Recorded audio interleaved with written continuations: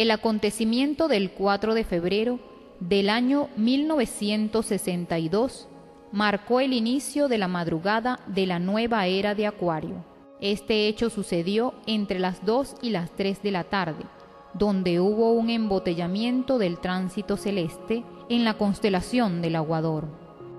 Fue precisamente en ese año, ese día y a esa hora, cuando todos los planetas de nuestro sistema solar se dieron cita en la constelación de Acuario para el Gran Concilio Cósmico. Si bien este hecho tuvo sus correspondientes fenómenos físicos tridimensionales, hay que estudiarlo y entenderlo a la luz de la astrología esotérica. Cuando se dice que todos los planetas estaban reunidos en Gran Concilio Cósmico, debemos entender que también se reunieron en Supremo Congreso sus 7 regentes, gobiernos, ángeles o logos planetarios. Este acontecimiento hermanó por un instante a la astrología con la astronomía, a lo material con lo espiritual.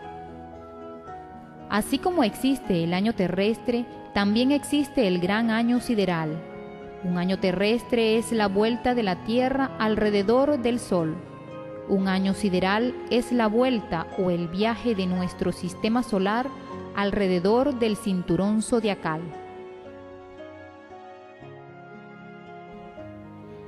Nuestro sistema solar inició el presente viaje bajo la constelación de Acuario después del gran diluvio universal, que no fuera otra cosa que la sumersión del continente Atlante entre las embravecidas olas del océano que hoy lleva su nombre.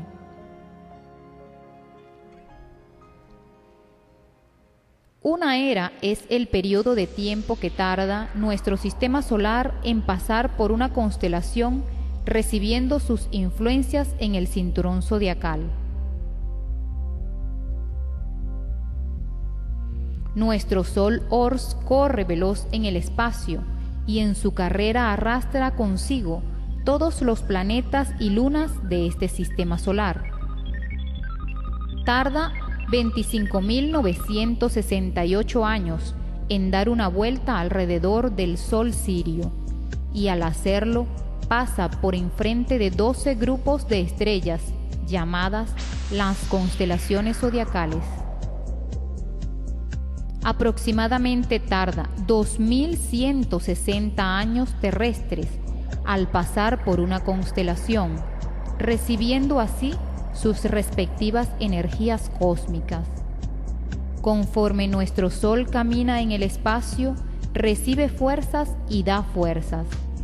Estas influencias siderales producen cambios profundos en nuestra humanidad, con marcadas particularidades bien diferenciadas y únicas en la sociedad. La mente humana es sensible a estos cambios. En nuestro sistema solar hay planetas que reflejan mejor que otros los efluvios magnéticos de las estrellas. También hay otros que obstaculizan esta labor. Sabemos que las estrellas son gigantescos centros de fuerzas y sus emanaciones o radiaciones animan lo de su alrededor.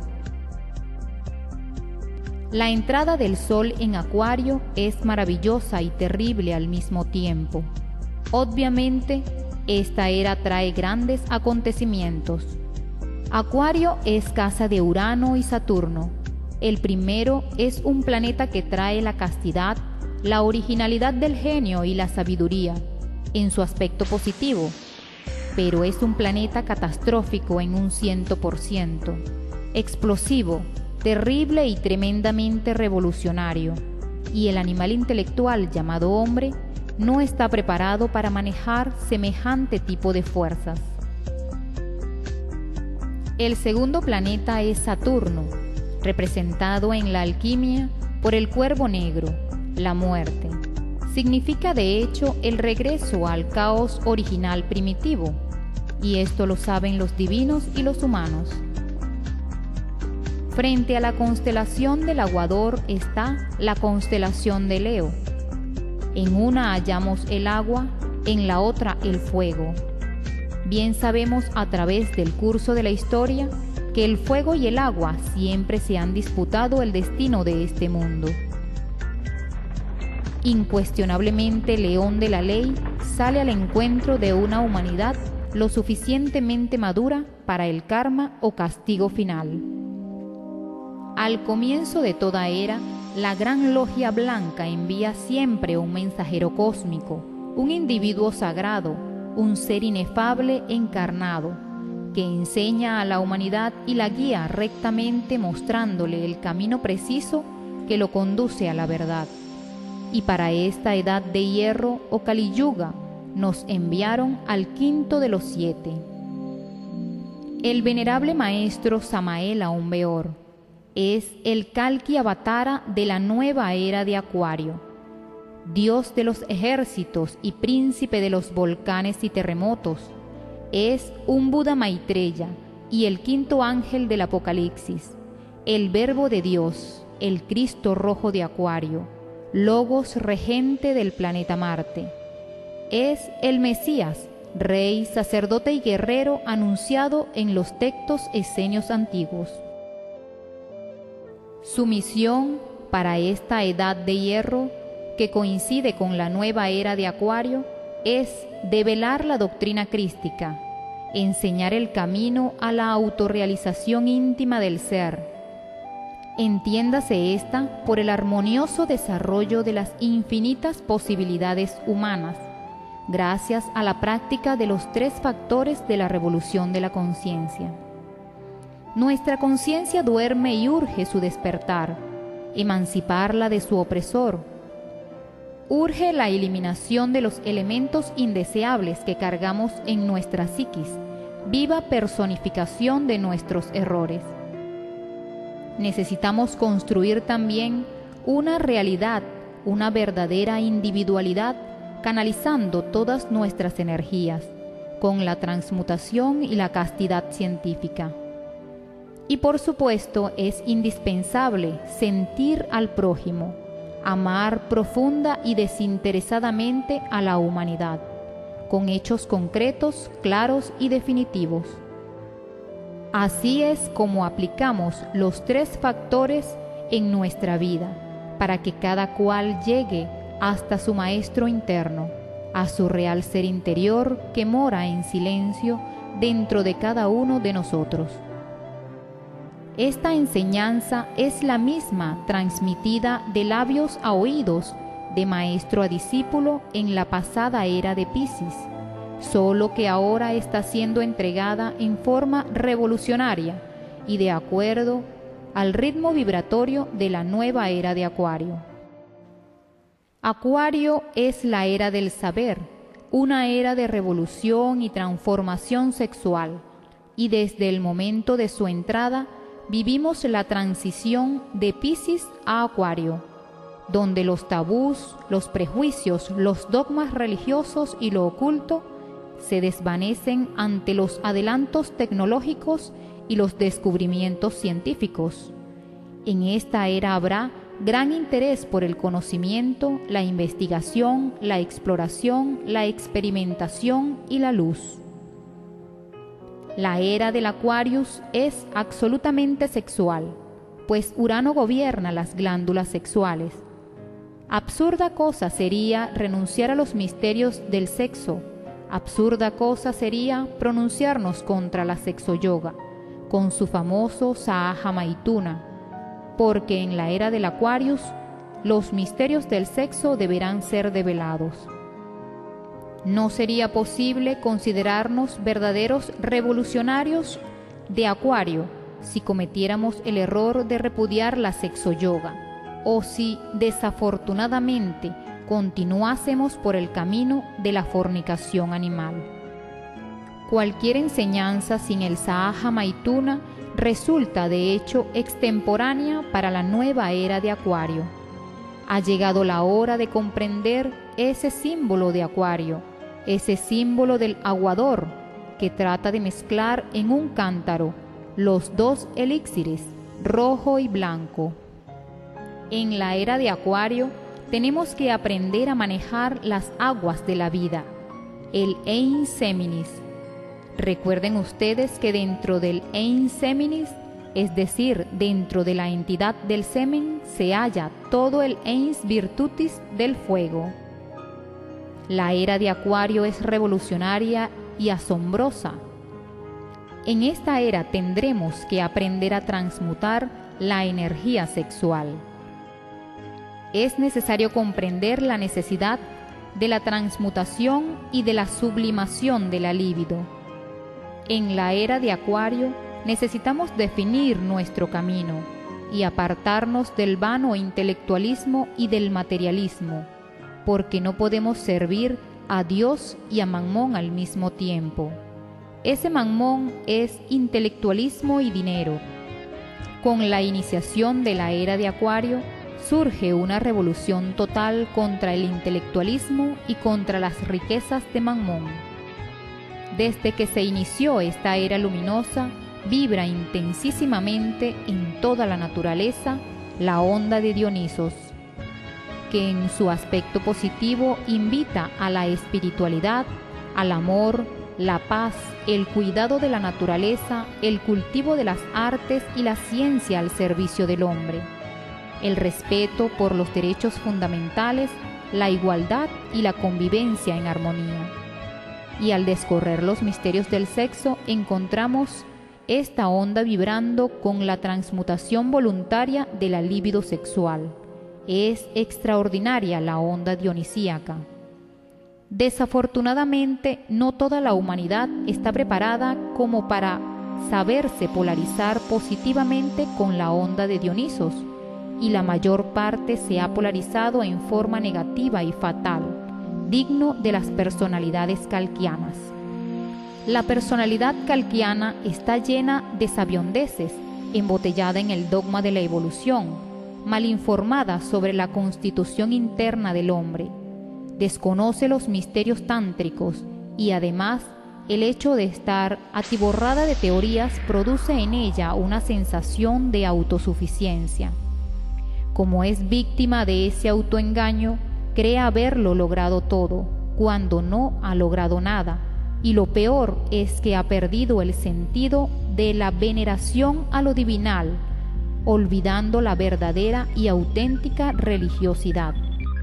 La onda dionisíaca afecta la psicología de millones de seres humanos, cambiando sus patrones de conducta social y cultural, y haciendo aparecer grupos de jóvenes que buscan un cambio, pero que si no tienen aún las bases necesarias, se polarizan con el aspecto negativo de la onda dionisíaca, y que a causa de las drogas caen en la psicodelia, degenerándose hasta convertirse en grupos satánicos. Todo esto con una marcada degeneración sexual, lo cual hoy en día está acabando con gran parte de la juventud cada vez a más temprana edad. En su aspecto negativo, esta influencia dionisíaca fortalece las zonas subconscientes y el instinto animal, generando lujuria, drogadicción, alcoholismo, violencia, pérdida del sentido de la vida y, en fin, un anarquismo decadente. Cuando estábamos en la era de Piscis, el sistema solar recibía la onda vibratoria de la hoy llamada constelación de la Osa Menor. Esta vibración dentro del esoterismo crístico se llama onda de Mammón. Quien nos dirigió estas radiaciones fue el planeta Neptuno, el cual rigió durante esa era. El suceso más importante de la era de Piscis fue la venida del maestro de maestro, el gran Kabir Yeshua ben Pandirá, o Jesús de Nazaret. El advenimiento del Hijo del Hombre será como un relámpago que sale del oriente y va hacia el occidente.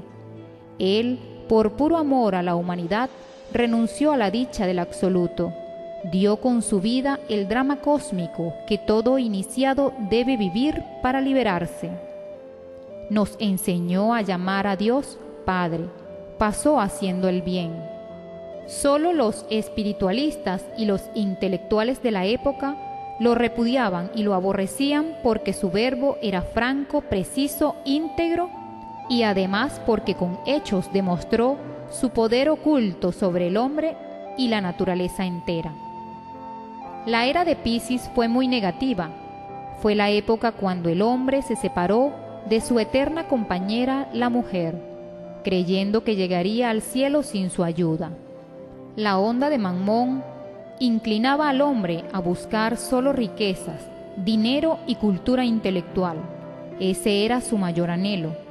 En la era de Piscis pensaba la gente que hasta la salvación se conseguía con dinero. En esta era, la semilla del cristianismo puro se perdió.